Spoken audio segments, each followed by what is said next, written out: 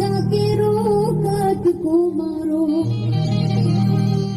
ये गांठ थी छूटी गया काल जाके रोकत को मारो ये गांठ थी छूटी गया।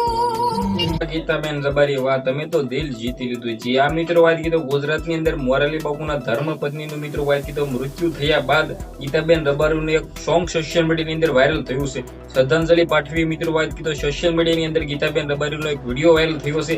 ખાસ કરીને મિત્રો વાત કીધો તમને બધા લોકોને ખબર છે કે ગુજરાતની અંદર જે મિત્રો વાત કીધો પ્રખ્યાત કથાકાર મોરારી બાપુના ધર્મપત્ની નર્મદાબાનું જે મિત્રો વાત કીધો 75 વર્ષના વયે જે મૃત્યુ થયું છે, સમાધિ આપવામાં આવી છે।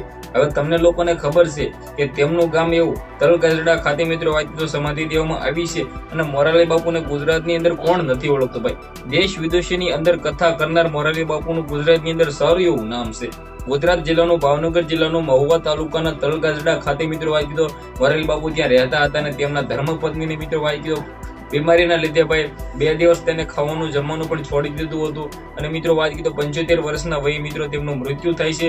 મોરારી બાપુ અત્યારે મિત્રો વાત કીધો ખુલ્લેઆમ દુખી છે અને થવું પણ જોઈએ, કારણ કે તમને લોકોને ખબર ના હોય તો કહી દો ભાઈ, મોરારી બાપુના સક્સેસની પાછળ તેમના પત્નીનો હાથ છે। જે આ મિત્રો વાત કીધો ગુજરાતની અંદર કહેવત કહેવાય છે ને કે મિત્રો વાત કીધો આપણા સક્સેસની પાછળ મિત્રો વાત કીધો ઓરતનો હાથ હોય છે, તેવી જ રીતે મિત્રો વાત કીધો મોરારી બાપુના સક્સેસની પાછળ શું તેમના પત્નીનો ફાળો હોઈ શકે છે?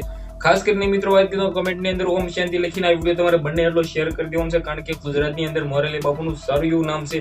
હવે તેમના જ ઘરે જે દુઃખનો પાઠ તૂટ્યો છે તો ખાસ કરીને બધા લોકો આ દુઃખથી મિત્રો વાત કીધો દુઃખની અંદર ભાગ લો અને મિત્રો વાત કીધો મોરારી બાપુનું જે મિત્રો વાત કીધો તેમના ધર્મપત્નીનો મિત્રો વાત કીધો અવસાન થયું છે, તેમના માટે ભગવાન પાસે પ્રાર્થના કરો કે તેમને ભાઈ આ બધી સહન કરવાની શક્તિ મળે। વિડીયોને બંને એટલો શેર કરીને એક સારી એવી સબસ્ક્રાઇબ અને સારી એવી કમેન્ટ કરી દેજો। આજના વિડીયોમાંથી આટલી જ માહિતી। આપણે એક નવા ઇન્ટરેસ્ટિંગ વિડીયો સાથે મળી, ત્યાં સુધી બધા જ લોકોને જય હિન્દ જય ભારત।